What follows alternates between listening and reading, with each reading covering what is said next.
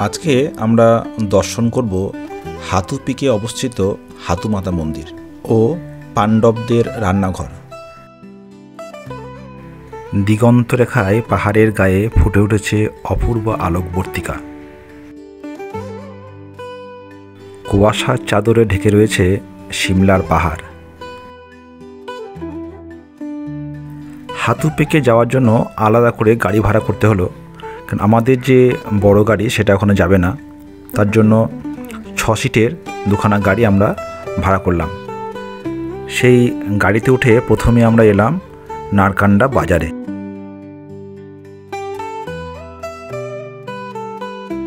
এখানে রয়েছে শিব ও দুর্গা মন্দির, সেটাও বেশ সুন্দর ফুল দিয়ে সাজানো।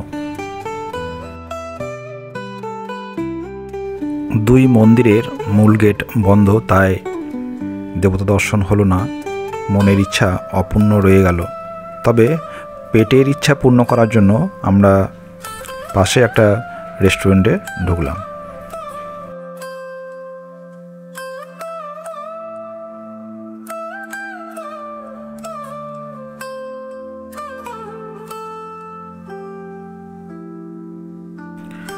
দেখেই বোঝা যাচ্ছিল যে এটা বেশ পুরনো দিনের দোকান।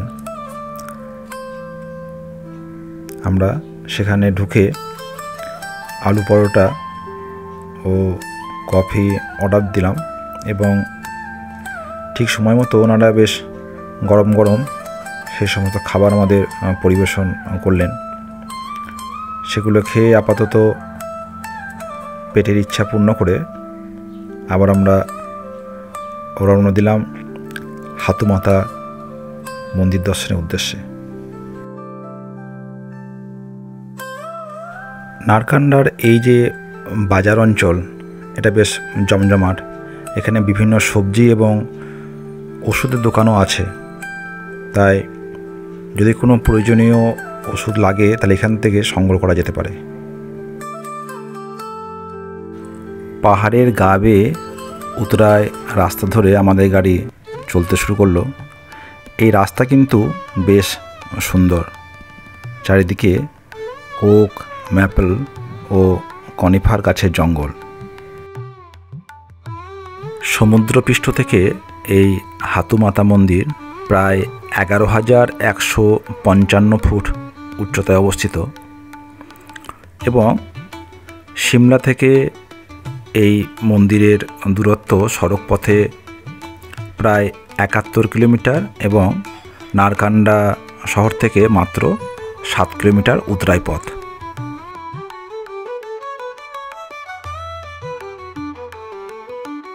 সেই 7 কিলোমিটার পাহাড়ি পথ বেয়ে আমাদের গাড়ি একদম মন্দিরের গায়ে এসে থামল।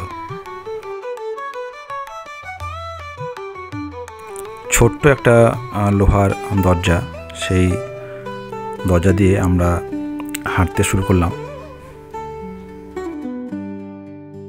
আমার মেয়ে প্রচণ্ড জিলিপি ভক্ত, তাই প্রকাশ স্যার নারকান্ডা বাজার থেকে সবার জন্য জিলিপি কিনেছেন। সেই জিলিপি সত্যিই খেতে খুব সুস্বাদু। মাথায় চড়া রোদ আর মুখে মধুর জিলিপি নিয়ে আমরা হাঁটছি মন্দিরের উদ্দেশ্যে।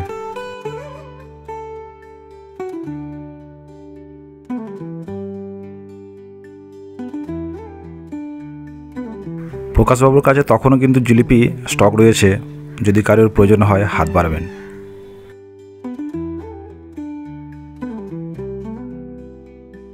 এখান থেকে শুরু হচ্ছে হাতু মাতা মন্দির। কংক্রিটের তৈরি বিশাল দরজা পেরিয়ে আমরা মন্দিরে প্রবেশ করলাম।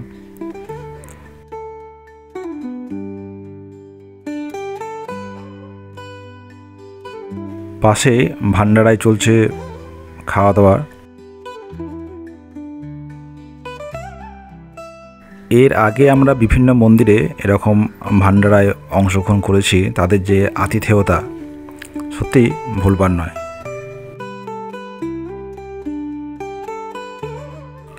এই হাতু পিক থেকে 360 ডিগ্রি কোণে পুরো সিমলা পাহাড়টাকে দেখতে পাওয়া যায়।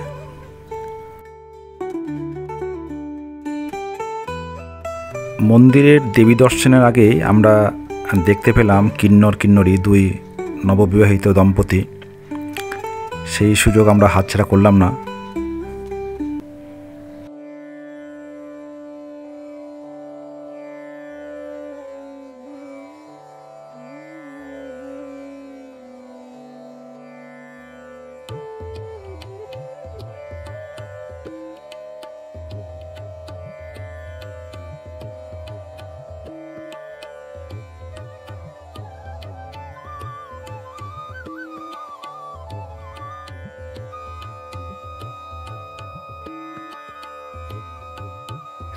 হাতু পিকের ওপর বিশাল কংক্রিট মোড়া চাতালের উপর রয়েছে এই হাতু মাতার মন্দির।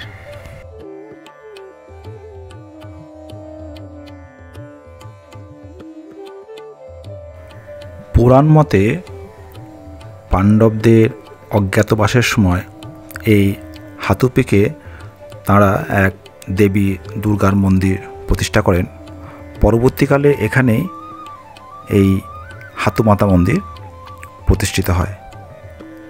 অনেকে বলেন এটি দেবী দুর্গা, আবার কেউ বলেন এটি কালী মন্দির।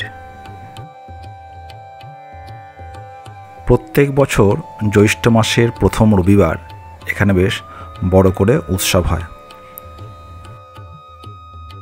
মন্দিরের দেওয়ালে কাঠ কেটে বিভিন্ন দেবদেবীর মূর্তিকে ফুটিয়ে তোলা হয়েছে।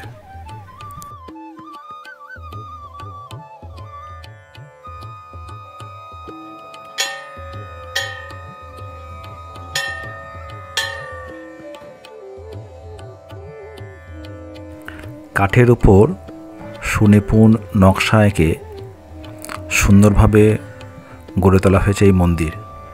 হয়তো সেই মন্দিরের যে সুন্দর সূক্ষ্ম কাজ সেটিকে চিরস্থায়ী করার জন্য চারিদিকে কাঁচ দিয়ে ঘিরে রাখা হয়েছে।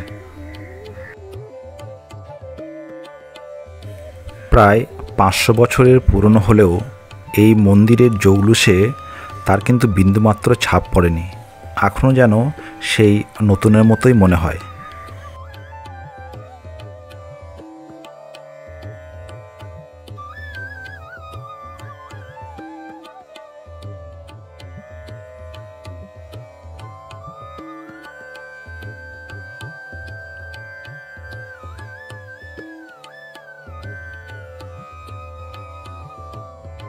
এই হাতুমাতা মন্দির গ্রীষ্মকালে সকাল 6টা থেকে সন্ধে 6টা পর্যন্ত খোলা থাকে, আবার শীতকালে সকাল 7টা থেকে বিকেল 5টা অবধি এই মন্দির খোলা থাকে।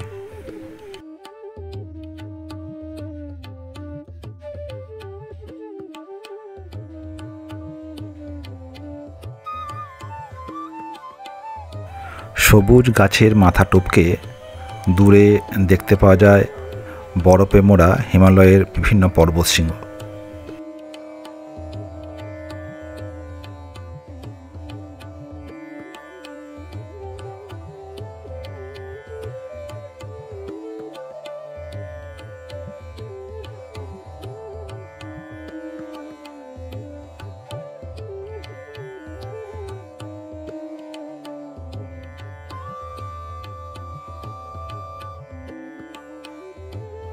महत्वपूर्ण सूचना, मंदिर परिसर में जूते, चमड़े की बेल्ट और चमड़े की कोई भी वस्तु ले जाना मना है।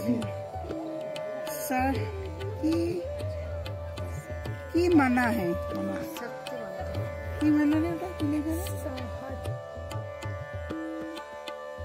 এই মন্দির থেকে বেরিয়ে সরু পিচ রাস্তা সবুজ পাহাড়ের গা বেয়ে চলে গেছে আর একটা চূড়ার দিকে। আমরা সেই রাস্তা ধরে হাঁটতে শুরু করলাম। মাথার উপর নীল আকাশ, তাই রোদের তাপমাত্রা ভালোই।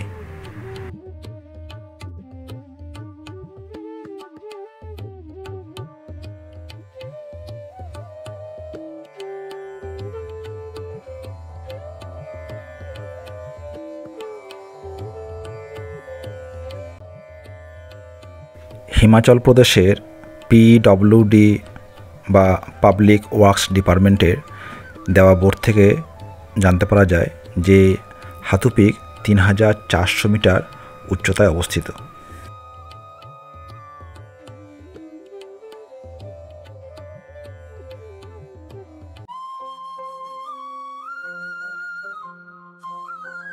আমরা এই চড়াই সিঁড়ি ধরে উপরে উঠতে শুরু করলাম।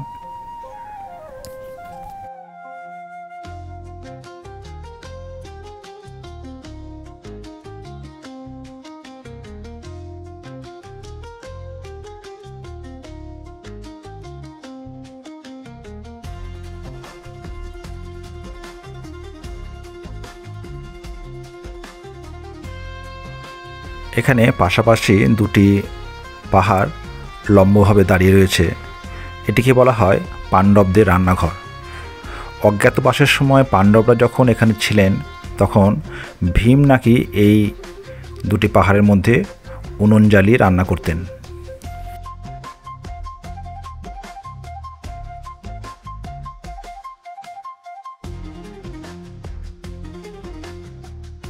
সবুজ পাহাড়ের উপর নীল আকাশের নিচে সাদা ছোট্ট একটা বাড়ি, যেন সেই ছবি আঁকা।